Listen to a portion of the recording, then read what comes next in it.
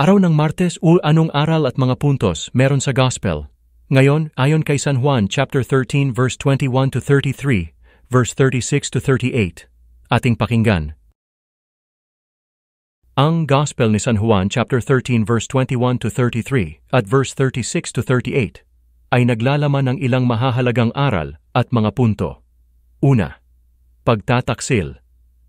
Isa sa pinakamalaking tema ng talatang ito ay ang pagtataksil ni Judas kay Jesus. Ang pagtataksil na ito ay nagdulot ng malalim na pangamba at kalungkutan kay Jesus. Ang tema ng pagtataksil ay nagbabala sa atin tungkol sa sakit at kapahamakan na maaaring idulot ng mga taong pinagkakatiwalaan natin. Pangalawa, pag-ibig at pagpapatawad. O sa kabila ng pagtataksil ni Judas, ipinapakita ni Jesus ang kanyang walang hanggang pag-ibig at pagpapatawad.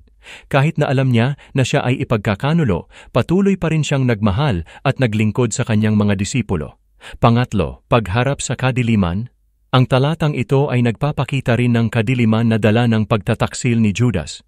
Sinasabing at ito ay gabi, na nagpapahiwatig na higit pa sa literal na kadiliman ng gabi. Ito ay ang kadiliman ng espiritual na paghihiwalay mula sa Diyos. Pang-apat, pagtanggap sa kapalaran. Sa huli, nagpapakita rin ito ng pagtanggap ni Jesus sa kanyang kapalaran.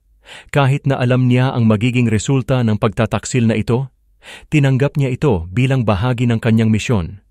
Sa huli, ang mga ito ay ilan lamang sa mga aral na maaaring makuha mula sa gospel na ito. Iba't ibang interpretasyon at aplikasyon ang maaaring gawin batay sa personal na pananaw at karanasan ng isang tao. Thanks for watching and listening. Nawa nagustuhan nyo ang Ebanghelyo ngayon. God bless you.